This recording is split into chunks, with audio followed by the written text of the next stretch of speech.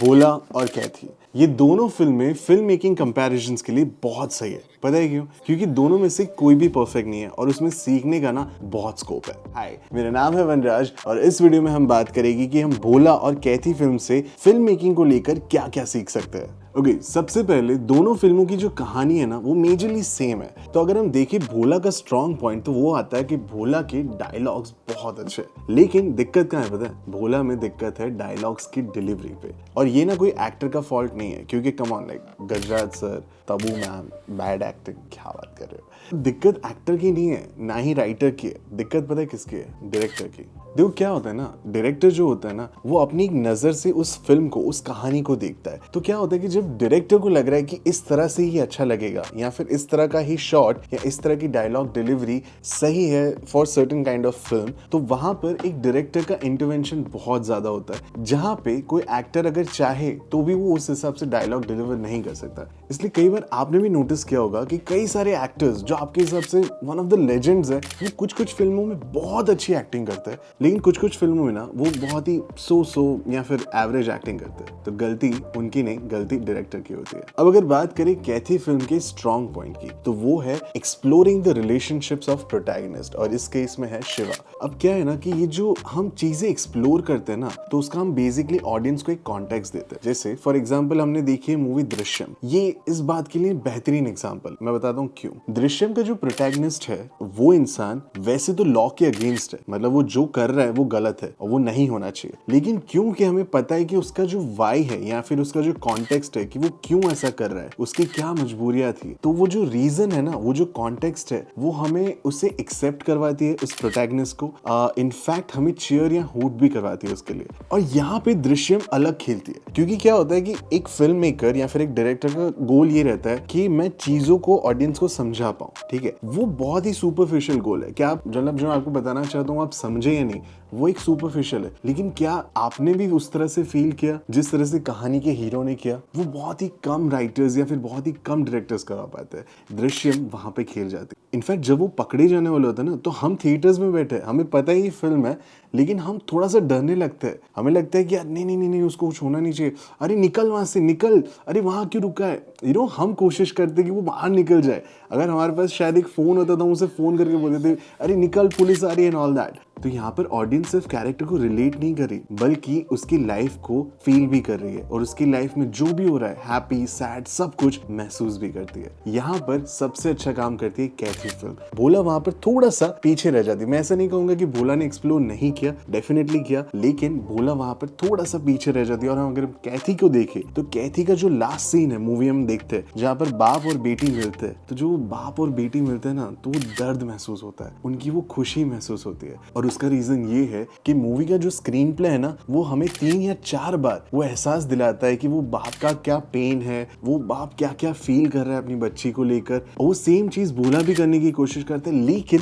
कहीं कहीं पर वो चीजें मिस आउट हो जाती है in terms of context of the film, in terms of context of the character and the story. और ऐसा नहीं है कि Bhola is not a good film और नीदर इज कैथी, दोनों अच्छी फिल्म है, लेकिन व्हाट मेक्स इट स्पेशल ना, वो है उसके अराउंड का यूनिवर्स। क्योंकि अब हमें पता है कि लोकेश कनगराज ने जब विक्रम बनाई तो हमें लग रहा है कि अच्छा अब विक्रम कैथी कनेक्टेड है, शायद अब लियो भी जो आ रही है वो भी उससे कनेक्टेड होगी। तो ये जो यूनिवर्स बन रहा है ना उस कहानी के around, that makes it special. और इस मामले में तो भोला भी पीछे नहीं है, वो भी अपना यूनिवर्स बना रही है, क्योंकि हमने आखिरी में देखा अभिषेक बच्चन का कैमियो। आपको इस वीडियो की लाइटिंग कैसी लगती है? गुड। देखो पीछे से यहाँ से बुके आ रहा है, मतलब यहाँ पर आप देख रहे हो कि ये जो येलो लाइट है ना वो काफी ब्लर है, यहाँ पर आपको पोस्टर्स ब्लर दिख रहे हैं। ये वीडियो की लाइटिंग आपको ठीक लग रही है? ये बहुत जरूरी होता है। ये माइक आपको साउंड सही लग रहा है? ये बहुत जरूरी होता है। और ये तो एक YouTube वीडियो है, लेकिन जब हम बात करते हैं फिल्म की, फिल्म में एक एक चीज, एक एक फ्रेम में एक एक लाइट, उस लाइट का शैडो बहुत इंपॉर्टेंट है। अगर आपने वो नई वाली अभी जो बैटमैन आई है DC की, वो फिल्म देखी है,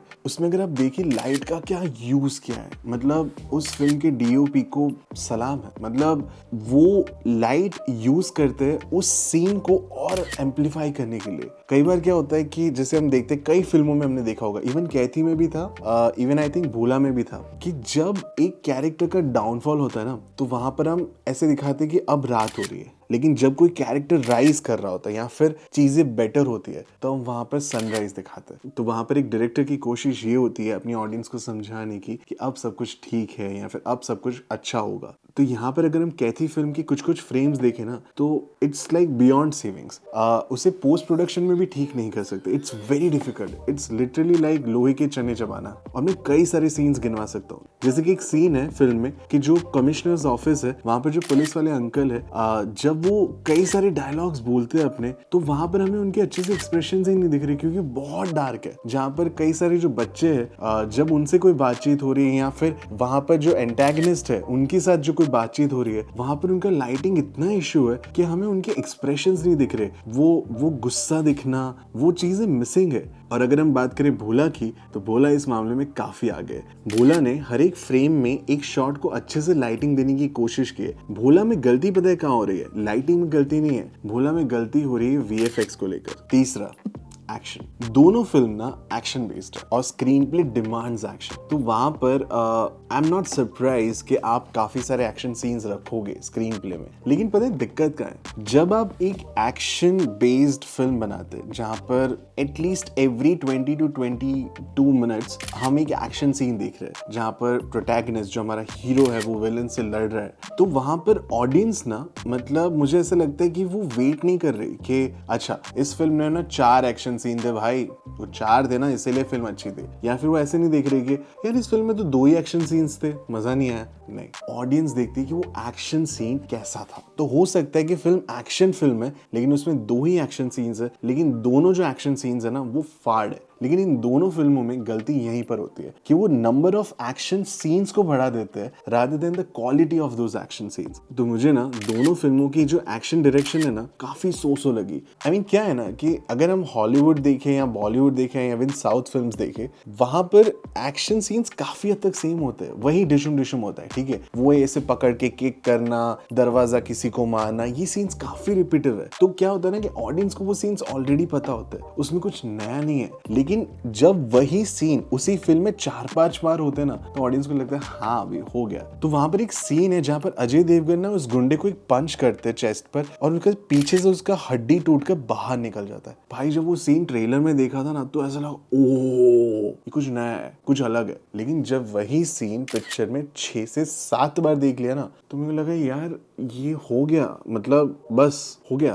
क्योंकि क्या है ना, वीएफएक्स भी गंदे थे। मतलब मैं ये कहना चाहता हूँ कि फिल्म का जो वीएफएक्स है ना वो अपने वैल्यू के हिसाब से काफी लो था, और मेरे को लगा कि वहाँ ना कुछ सीन्स तो पता चल रहा था, स्पेशली भोला में मेरे को ये चीज समझ ही नहीं आई कि आपको क्यों जरूरत पड़ रही है इस तरह के वीएफएक्स शॉट्स दिखाने के लिए। मतलब अजय देवगन का कैरेक्टर 10 साल से बेसिकली जेल में, वो वहां से निकलता है एंड आई नो उसका खौफ है भाई, मतलब भाई कुछ है, कुछ था अपने जमाने में, उसने फाड़ के रख दिए लोगों की, लेकिन वो ओलंपिक्स में नहीं था, वो जिम्नास्टिक नहीं करता था। तो जब आप उसको ऐसे हवा में उड़ता दिखा रहे हो, उसकी बाइक से वो स्टंट करे जा रहा है, देखो ऑडियंस ने ये सब नहीं चाहती। आई मीन जब ये चीज मैं एज एन ऑडियंस देख रहा था ना, मुझे ये सब नहीं देखना था, मुझे एक्शन चाहिए था, मुझे चाहिए था कि वहां पर वो फाइट हो, लेकिन वो हवा में उड़ रहे हैं। ये कौन से गैंग के मेंबर है जो एक्शन सीन्स में बेसिकली फेस पेंट करके घूम रहे हैं? तो इट डजंट लुक रियल। और जहां पे रियलिटी कॉम्प्रोमाइज हो जाती है ना, ऑडियंस डिस्कनेक्ट हो जाती है। तो हमें लगता है कि शायद एक्शन सीन्स तो ऐसे हो गए जहां पर ऑडियंस सीटी मारेगी, लेकिन यहाँ पर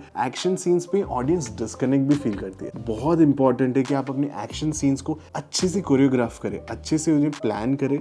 उसमें जरूरत नहीं है आपको एक्स्ट्रा वीएफएक्स, एक्स्ट्रा सीजीआई दिखाने की, और स्टंट्स ना वो लगने चाहिए रियल यार। वीएफएक्स का मतलब ही वो है कि वो नकली है पर वो असली लगना चाहिए। जब वो असली नहीं लगता ना, वो बहुत गंदा लगता है। उससे अच्छा अगर वो ना होता ना तो वो और अच्छा होता। आई मीन आप खुद एक ऑडियंस हो, आपने कई सारी फिल्म देखी है, कभी आपने खुद थिएटर के बाहर जाके बोला यार मतलब फिल्म में वो वाला वीएफएक्स नहीं था ना, मजा नहीं आया, या फिल्म में उस तरह का एक्शन सीन नहीं था ना, मजा नहीं आया। आप हमेशा ये कहते हो कि कहानी बकवास थी। आप हमेशा ये कहते हो कि कहानी में मजा नहीं आया। कहानी सबसे इंपॉर्टेंट है, बाकी सारी चीजें, एक्टिंग, प्रोडक्शन, बैकग्राउंड, हर चीज, कॉस्ट्यूम, फाइट, सब कुछ जितना भी है ना फिल्मों में, वो सारी चीजें बेसिकली एक कहानी आप तक पहुंचाने का बस एक तरीका है, ठीक है। लेकिन फोकस होना चाहिए कहानी, ना कि एक्शन सीन्स। एक्शन सीन्स जब वो घटिया कोरियोग्राफ होते हैं ना, तो पूरी फिल्म का मजा बिगाड़ सकते हैं। अगर हम भोला फिल्म का क्लाइमैक्स देखें ना, तो वहां पर एक सीन है जहां पे बेसिकली पीछे एक झरना है, बेसिकली एक फॉल है। उसकी क्या जरूरत है? मतलब क्या आपने सीरियसली जाके ऐसा बोला कहीं बाहर जाके कि यार भोला फिल्म में जो पीछे फॉल है ना यार, क्या फॉल है? मतलब जब वो हीरो उस फॉल के आगे फाइट करता है ना, तो क्या लगा यार, मतलब मेरे को लगा कि भाई क्या फिल्म है सीरियसली। कितनों को केजीएफ का बैकग्राउंड याद है? कितनों को याद है? कितनों को आरआरआर का बैकग्राउंड याद है? जब वो लोग फाइट कर रहे थे बैकग्राउंड में क्या था? Nobody remembers। तो यहाँ पर भोला एज अ फिल्म चूक जाती है with a big margin of error. लेकिन कैथी भी कम नहीं है। कैथी के भी कुछ सीन्स अगर हम देखें, constant repetition of those fights, constant repetition of such similar fights, it's leading you nowhere. तो मुझे लगा कि कैथी और भोला दोनों के एक्शन सीन्स काफी सोस होते, काफी over the top and unnecessary if I have to say. Fourth point, casting. Casting एक ऐसी चीज है ना जो कई बार बहुत सारे डायरेक्टर्स मिस करते हैं, और मुझे बहुत बड़ा इशू लगा कैथी और भोला दोनों में। भोला फिल्म कई हद तक कास्टिंग में बहुत ज्यादा अच्छी है अगर हम कैथी से कंपेयर करें। मतलब भोला फिल्म में अगर हम नेगेटिव कैरेक्टर्स की बात करें तो दीपक दोबरियाल और बाकी के जो भी एक्टर्स है, I mean they still the show. मतलब जिस तरह से किसी विलन को देखकर फटनी चाहिए ना, वो चीज भोला में महसूस होती है, लेकिन कैथी में नहीं। पर इसके अलावा कई सारी ऐसी जगह थी जहां पर कैथी और भोला दोनों में कास्टिंग इश्यूज थे। जैसे कि 4 बच्चे हैं, वो पुलिस स्टेशन में आपके साथ है, ठीक है, और वो जो इंसान जो बेसिकली केटरिंग वाला लड़का होता है। अब ये जो 5 कैरेक्टर्स है ना, हमें लगता है ये काफी ओकेश कैरेक्टर्स है अगर हम फिल्म के हीरो या विलन के रिस्पेक्ट में देखें, लेकिन उनका स्क्रीन टाइम, उनका स्क्रीन प्रेजेंस बहुत ज्यादा है। तो आप क्यों अपने 4 या 5 मेन खिलाड़ी जो है, अपार्ट फ्रॉम हीरो, मतलब अगर हीरो को, विलन को हम वजीर या घोड़ा समझे, तो वो लोग भी बहुत आगे हैं। वो ऊंट है, वो हाथी है। कमजोर एक्टर्स को क्यों लोगे वहां पर? क्योंकि आपको तगड़ी एक्टिंग चाहिए, क्योंकि काफी सीन्स थे जहां पर वो एक्टिंग डिलीवर होनी चाहिए थी, जो हुई नहीं। और कई बार मुझे लगता है कि डायरेक्टर्स ये सोचते हैं कि शायद हम जब ऑडियंस जब फिल्म देखने जाती है तो वो सिर्फ ये देखती है कि हीरो कौन है, अच्छा उस हीरो की पिक्चर है, अच्छा उसमें विलन कौन है, विलन, अरे अच्छा ये विलन है, वाह चलो चलते। सही बात है, ऐसे ही होता है। फिल्म के गाने अच्छे, फिल्म में हीरो कौन है, विलन कौन है, लेकिन वो होता है कि फिल्म देखने कैसे आती है ऑडियंस। लेकिन मैं आपको बता दूं, अब ये ओटीटी का जमाना है। अब ज्यादातर कई सारे लोगों ने हॉलीवुड की सीरीज देखी है, आपने मनी हाइस्ट देखी है, आपने गेम ऑफ थ्रोन्स देखी है। जब आप उस तरह का काम देखते हो ना किसी सीरीज का, जहां पर आपको एक छोटा सा भी एक्टर घटिया एक्टिंग करता नहीं दिखेगा, तो वहां पर जो ओवरऑल इम्पैक्ट होता है ना उस फिल्म का या उस सिनेमा का ऑडियंस पे, वो काफी डीप होता है, काफी गहरा होता है। वो चीज मुझे काफी मिसिंग लगी दोनों फिल्मों में। आप सिर्फ अपने हीरो और विलन्स पे शायद ऑडियंस को खींच सकते हो, लेकिन अगर आपने फिल्म में कोई भी एक्टर ऐसा ले लिया जो फिल्म को बिगाड़ रहा है, जो वो फिल्म को ट्रैश कर रहा है, तो ऑडियंस वहां पे डिस्कनेक्ट फील करेगी। देखो क्या होता है ना कि जब हम फिल्म देखते हैं, आपने नोटिस किया होगा कि अगर आप घर पे फिल्म देखते हैं तो आपको उतना मजा नहीं आता जितना आपको सिनेमा में आता है। पता है क्यों? कि जब सिनेमा में क्या होता है कि जब आप बैठते हो बेसिकली, तो लाइट सारी डिम हो जाती है, ब्लैक हो जाता है, अंधेरा। आप सिर्फ वो स्क्रीन में उस कहानी को देखते हो। मतलब जब आप वो फिल्म देखने जाते हो ना, तो आपके आसपास में आपकी फ्रेंड्स, फैमिली सब होते हैं, लेकिन सब चुप है, सब वो कहानी देख रहे हैं, आप भी कहानी देख रहे हो। तो जब आप उस कहानी में पूरी तरह से इन्वॉल्व हो, आपको कहीं ना कहीं बैक ऑफ द माइंड पता है कि ये कहानी है, ये सच नहीं है, तो वो ना आप उस कहानी में और जानना चाहते हो कि अच्छा अब क्या हो रहा है, अच्छा उधर क्या हो रहा है, अच्छा यहाँ पे क्या हो रहा है। और जब वहां पर आपको दिख जाता है कि वो एक्टिंग कर रहा है, तो वो जो आपका इन्वॉल्वमेंट है ना उस कहानी में, वो टूट जाता है। एकदम से आप डिस्कनेक्ट करते हो, कह रही ऐसा कैसे, ऐसा कौन करता है, तो वो देख के आप डिस्कनेक्ट हो जाते हो। और जैसे आप डिस्कनेक्ट हुए ना, वो कहानी अब आप तक उस तरह से पहुंच ही नहीं पाएगी जिस तरह से वो डायरेक्टर पहुंचाना चाहता था। तो यहाँ पर कास्टिंग का बड़ा इशू हो जाता है कि आप या तो कास्टिंग में कम लोग रखें तो उससे क्या होगा कि आप सिर्फ अच्छे अच्छे एक्टर्स को लो या फिर उनका स्क्रीन टाइम कम रखो। अगर उन्हें 1-2 डायलॉग ही मिले, उनका स्क्रीन प्रेजेंस इतना कम है तो शायद ऑडियंस का ध्यान इतना नहीं जाता। लेकिन अगर उन्हें आधी फिल्म मिली है जिसमें उनके आई थिंक 10 to 12 और 15 मिनट्स ऑफ स्क्रीन टाइम है, तो आप बहुत बड़ी गलती कर रहे हो। वो आपका जो फिक्शनल वर्ल्ड है ना, उसे फिक्शनल दिखा देती है और वहां पर ऑडियंस डिस्कनेक्ट हो जाती है। पता है हॉलीवुड फिल्मों में गाने क्यों नहीं होते? हम अक्सर ये सोचते हैं कि शायद उन्हें गाने बनाना नहीं आता